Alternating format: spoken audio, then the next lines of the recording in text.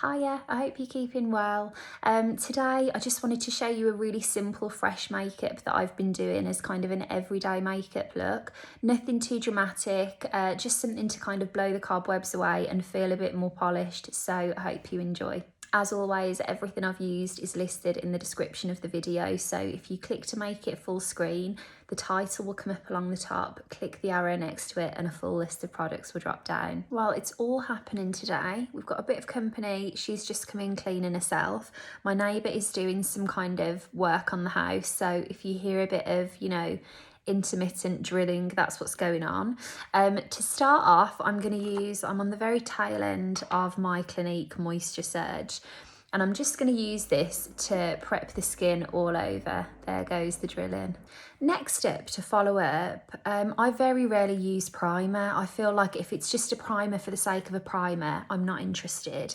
But if it's a primer that's going to do something else like mattify or add luminosity, then they can be brilliant. I'm going to use the Pixi Rose Radiance Perfector. I've not used this one before from Pixi, but I would say that they do the most beautiful primers that really do make a big difference to the overall look and feel of your makeup. So I'm going to give this one a go. Now I'm really going to concentrate this along the forehead, apparently through my hairline as well, and just around the kind of sides of the cheeks, and I'm going to avoid the centre of the face because what I want to achieve is luminosity kind of on the outer parts of the face, but not anything that's going to add too much oil or shine down the T-zone, which is where I'm prone to getting a bit more oily anyway. And then from here, I really am using the last legs of a good few things today. I'm using my original It's CC cream in the shade Light Medium. And I'm just going to really concentrate on a nice fresh layer of this all over because I'm going to use a separate concealer anywhere that I want, and especially full coverage. Now the nice thing about this CC cream is that this gives you a full coverage, so even though I've used the tiniest bit of that already, you can see that it's completely knocked out that redness. And one of the things that I get asked a lot actually is what's the difference between, a tinted moisturiser, a CC cream, a foundation.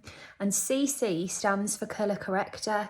So if you think of, a traditional makeup product, if you put your makeup on top of high colour, for example, on my face, that's redness, you can get this kind of black bra under a white t-shirt thing happening where you can still see that colour poking through, whereas colour correctors are designed to kind of counteract the colour, help to blur over it and blur the appearance of it, so that you're also giving coverage as well as neutralising those areas where things aren't quite all on the same page.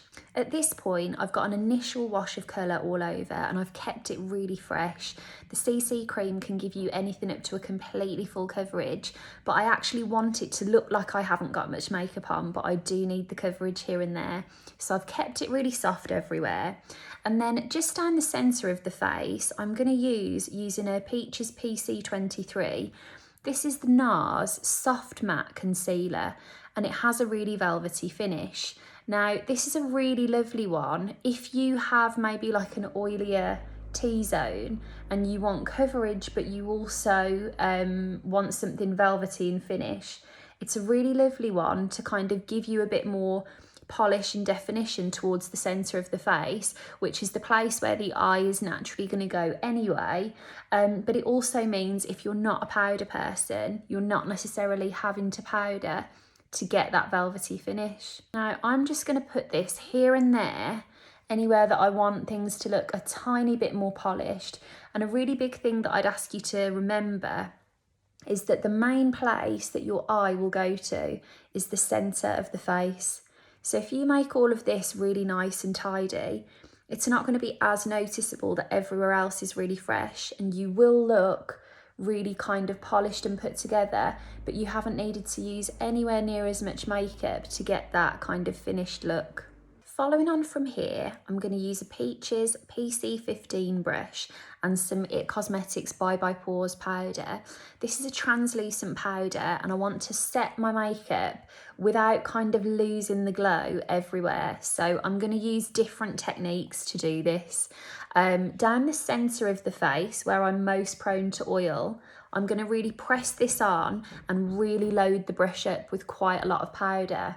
And then everywhere else, I want to take the softest sweep of it. I wouldn't even powder it ordinarily if I was going to just leave it fresh or use creams. However, I've got powder, blush and bronzer that I want to use.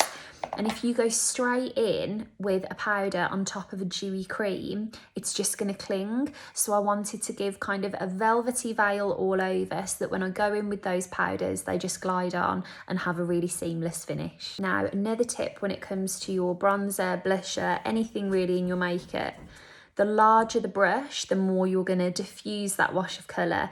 This is the It Cosmetics Jumbo Powder Brush and the Laura Mercier Baked Bronzer.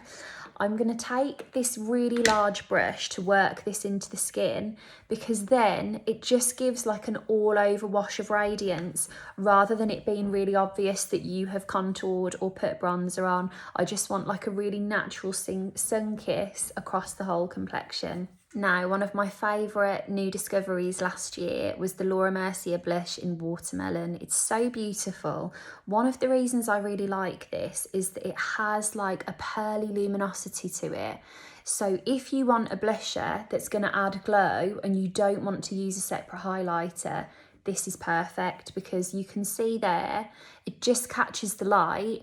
And, you know, if you're, for example, wanting something that isn't going to sit into fine lines or isn't going to look sparkly or glittery, but you still want that kind of wash of that well-rested kind of look, this is a really, really lovely one. Now, as much as I love that, I do still want an extra bit of highlighter. And I think that if you go for a really sharp lip and a little bit of highlighter, even your simplest everyday makeup can feel that extra bit special. I'm going to do this before I do my eyebrows because if you do your highlighter afterwards, I find that sometimes even the tiniest bit of it that gets into them just makes everything look less sharp.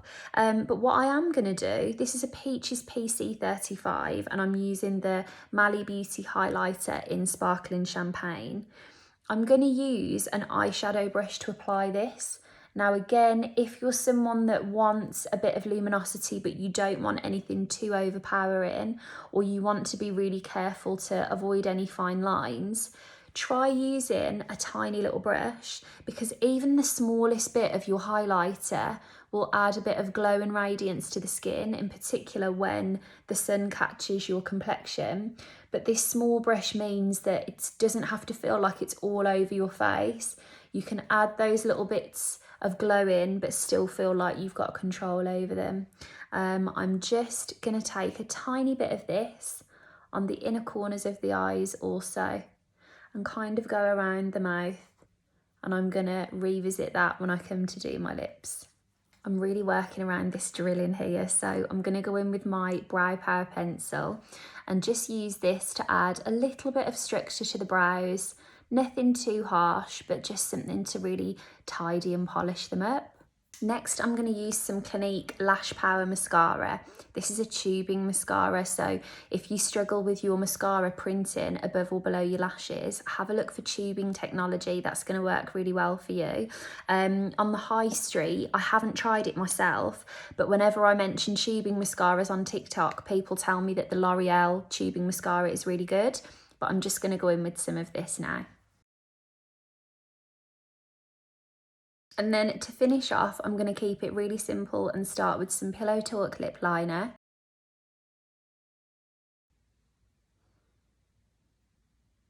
As you can see, I've gone nice and aspirational with that shape.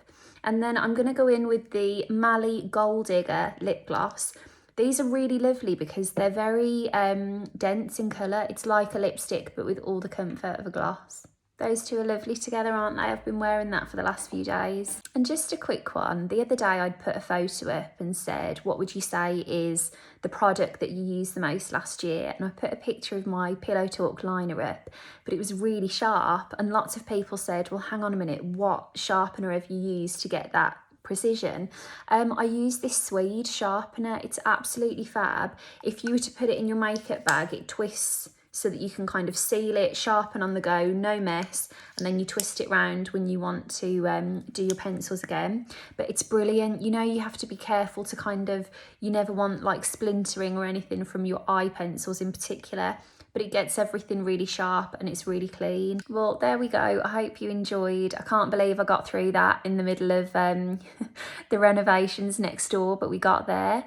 Have a lovely rest of your day. Let me know if there's anything in particular you'd like to see a video on, and I'll get round to it, and I'll talk to you soon.